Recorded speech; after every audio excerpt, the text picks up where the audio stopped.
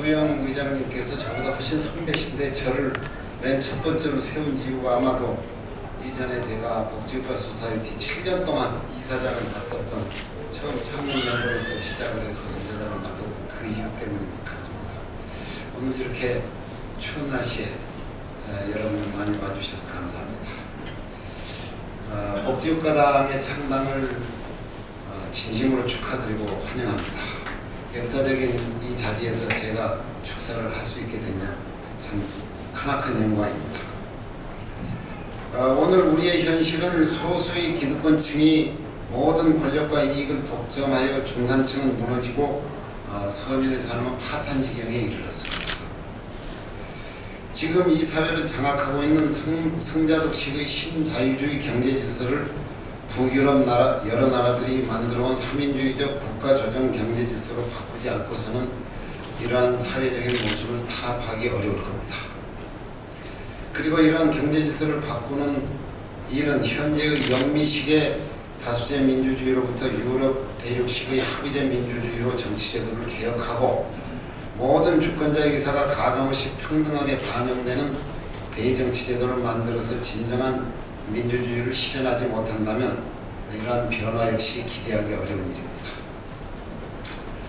그런데 최근 선거구 협상 과정에서 부분적인 연동형 비례대표제마저도 국회 과반수 전부에 위협이 된다는 이유로 절대 수용할 수 없다고 버티는 새누리당의 철면피한 행태를 보거나 또 자신의 선거 공약임에도 불구하고 누리과정 보육예산의 편성 책임을 재원도 없는 교육청에다 떠넘기고 옳지 않은 대통령과 정부의 뻔뻔스러운 행태를 보면 이와 같은 정치제도의 개혁은 사실상 혁명과 같은 변화 없이는 기대하기 어려운 것 아닌가 이런 생각을 합니다. 오늘 복지국가당의 창당은 이와 같은 정치적, 경제적 질서의 변혁과 혁명의 시작을 알리는 역사적인 사건이라고 생각합니다.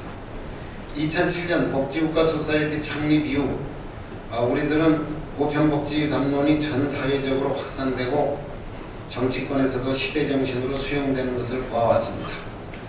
그럼에도 불구하고 현재의 정치체제가 유지되는 이상 막상 선거 과정에서는 지역정세에 포획된 유권자들이 지역주의적 투표 행태를 그대로 유지하는 것을 바꿀 수가 없고 결국 국회의 구성은 여전히 지역 패권주의적 분할 구도를 극복할 수 없다는 것도 분명히 보았습니다.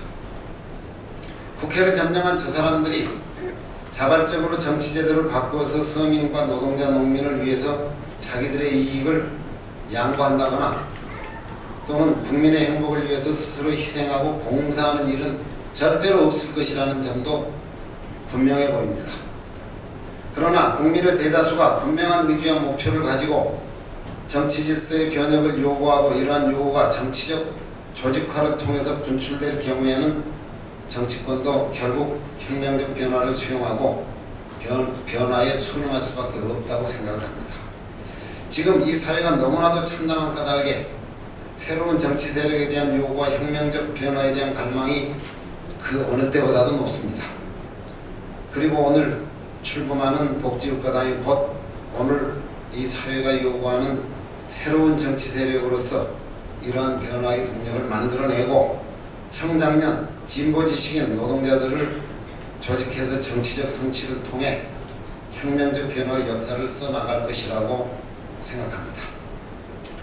그리하여 복지국가당이 중심이 되어 이 나라의 정치제도를 바꾸어내고 장기적인 사회개혁 프로그램을 통해서 이 나라를 사회민주주의적인 이상이 지배하는 품위 있는 선진 문화국가로 이끌어갈 것이라고 기대합니다.